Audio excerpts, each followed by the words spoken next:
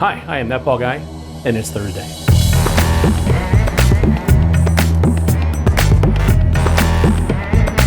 Thursday, May 7th, 2020, and it's the first Thursday of May, so you know what that means, don't you?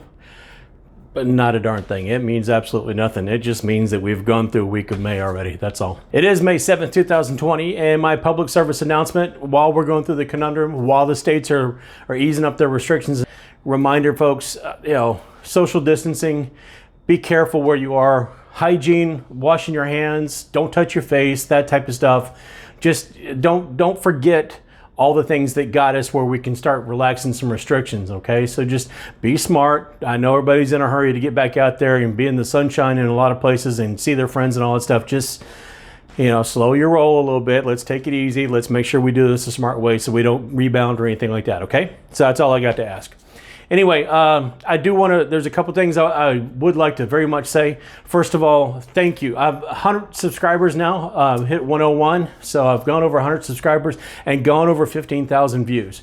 And I would like to really say something to Just Tank, who I'll leave a link for, who was the first person that contacted me and told me congratulations on the 100. And he got back to me before YouTube did. So thank you. Thank you for recognizing that, and thank you for paying attention.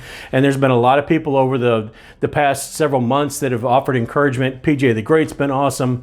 A friend of mine, Kane, and Jeremy, and a bunch of other people have offered a lot of encouragement and have other channels, and I appreciate them all, and thank you. So I guess that maybe is what is significant about this Thursday. And so I'm very grateful, very humbled, and I appreciate all the support and help and everything. We're going to start you out by taking a look back at last week, just in case you missed it. And then we're going to start you off in space news, just like we always do. And NASA has decided that has chosen or has narrowed it down to 3 companies that will go ahead and develop the lunar lander, or the lunar landing module, I guess you're going to call it, for when we take astronauts back to the moon in 2024.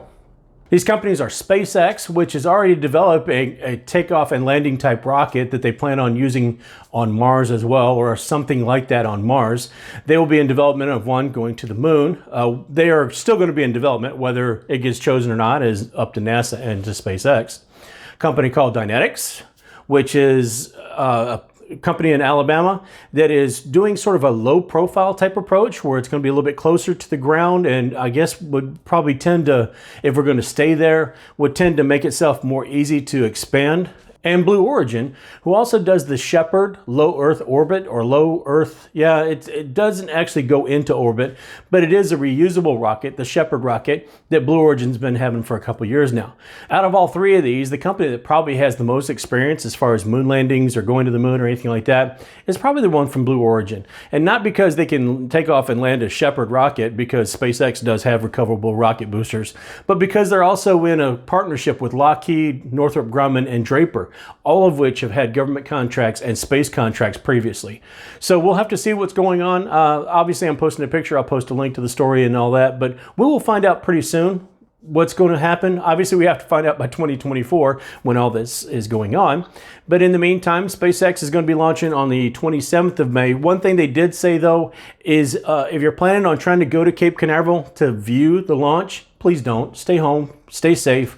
They'll be able to find ways to broadcast it to you. But 3 companies now have been chosen, and we'll see how it goes and what happens. But NASA's pretty high on that. So, speaking of manned missions, China is moving ahead with their process to put manned missions back in space. The crew capsule that they have developed is on the top of a Long March 5B that has been launched up, and basically they're testing heat shields and parachutes on this run. It happened just the other day. I don't know what the results were. I didn't see that part. I'll share that when I get it. But this same Long March 5B is a heavier duty rocket that will also be responsible for taking missions up to build their space station, which will take about 11 trips or so. And it will also be when they go to Mars, or start planning and start sending things to Mars, this Long March 5B will be the same one. I believe it handles 25 tons of weight or mass, so it's quite a bit, but it's going to be the heavy duty. It's going to be the workhorse for all of the large stuff that has to go, including humans. Moving over to tech news, Not sure if this belongs in tech, or maybe it belongs in space, or maybe it belongs in you're kidding, right? But NASA has announced that Tom Cruise will be filming a fictional movie, an action movie, that will actually be filmed in space. It will be the first time an actual movie that's not a documentary type movie or footage used to make a documentary is used for that purpose. But Tom Cruise is involved, and of course NASA's involved.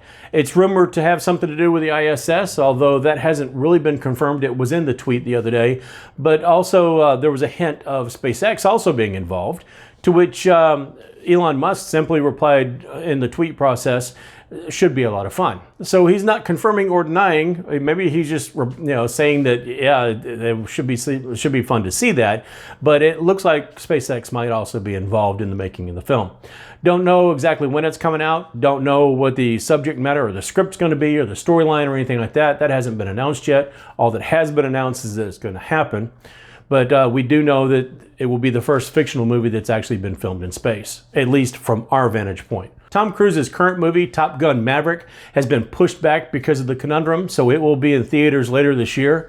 So I doubt they'll have a chance to put him up there, film, and put him out back to back, but we should at least get some kind of Tom Cruise if you're having a hankering for it sometime later this year. With the conundrum out and about, companies are having to be a little bit more creative in the way they disseminate information to their stakeholders, whether that be the shareholders for the company or customers or people working for them or just people reporting on them. And Google is no different. On June 3rd, Google is going to have the announcement for the Android 11 operating system. Now, this is the next step up operating system that currently has about 90% of the smartphone usage in the world, and it will have features like robocall blocking and a few other things. But mainly, this covers everything from Samsung phones all the way up to their own Pixel phones, so we'll have to see, but it's all going to be online. Do not know if it's going to be like a keynote address or if this is going to be some kind of video conference or press conference where people get to ask questions or a stream of that nature, but they're not the only ones doing it. On May 14th, Jensen Huang is also going to be doing it for nVidia. Now, nVidia is the video card company, the green team, as some people like to call them. They're the ones that make the ray tracing, the RTX type video cards right now, and a few other models. But if somebody has a high-end video card, more than likely it's an nVidia video card in their system. Now, the announcement on their website has something to do with getting amped up for the announcement or the keynote address as it is, which would tend to make people think that the new architecture, Ampere, is going to be announced, and maybe even the next step up, the RTX 3000 series video cards that will be in everyday desktop computers for gaming and workloads and things like that. We don't know exactly what's going on. We'll find out probably a little bit closer to the actual address itself. And of course, the keynote will be that morning. It starts bright and early at 6 a.m. Pacific, 9 a.m. Eastern. But if you're up that early and you want to see it, I'm sure you can tune in live or probably just watch the replay on YouTube or on nVidia's own website. In gaming news, Microsoft is also one of those companies that's having to be creative in how they get information out to all the consumers, especially all their customers looking for the Xbox Series X later this year. They're going to have monthly installments or monthly features called Xbox 2020. Now, the first one actually should be due out today, May 7th, and it's going to cover things from third-party titles or third-party developers. We've already mentioned a few of them, like Assassin's Creed, the new Valhalla title that's been announced, and Cyberpunk 2077, which is coming out later this year. There will also be features on xCloud, Microsoft Studios, which is in development with Halo Infinite, and the Game Pass. So there's going to be a different feature every month. We'll be able to see those.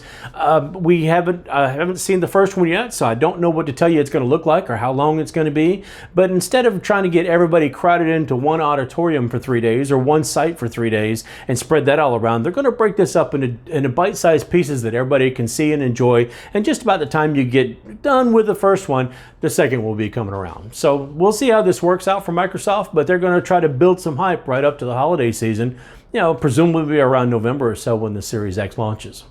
Has Doom Eternal put you in a mood to play some of the old classic Doom, but you're tired of seeing the old classic Doom characters? Well, fear not, because Contra Commando has a new mod for the old classic game that gives it sort of a spin in the Aliens universe. You can see aliens and predators and xenomorphs, and gives a little bit different twist on the old classic Doom that we all used to know and love. It was actually the first 3D shooter type game, and this there's only one piece of advice I have for this, and that's watch out for the facehuggers. And finally, and you're kidding, right? An Australian man won about 800,000 Australian dollars playing the lotto. Now, the good part about this is obviously he won $800,000. The bad part about this is he actually was playing the wrong game. He actually was trying to play the mega game or the super game or whatever for the big jackpot, and he accidentally, I guess, played the weekly type game and won $800,000 instead, which equates to a little over $500,000 American. They say that not all mistakes are bad, and I guess this is a pretty good example of it, but I mean, if you're going to make a $500,000 mistake, you might as well make it to the good, right? Anyway, that's all I got this week, folks. So as always, you're welcome to share, subscribe. Please continue to subscribe. I'd love you guys all. Thank you very much for that. Thumbs up, thumbs down. Leave me any kind of comment. Let me know how you're doing. Let me know how you're holding up. Thank you again for all the people that have shared and subscribed and given me thoughts and thumbs up and all that stuff. If you haven't already subscribed, please go ahead and do so. All you got to do is, there's stuff popping up on your screen right now that you can go ahead and click on. But until next time, folks, I'll see you later.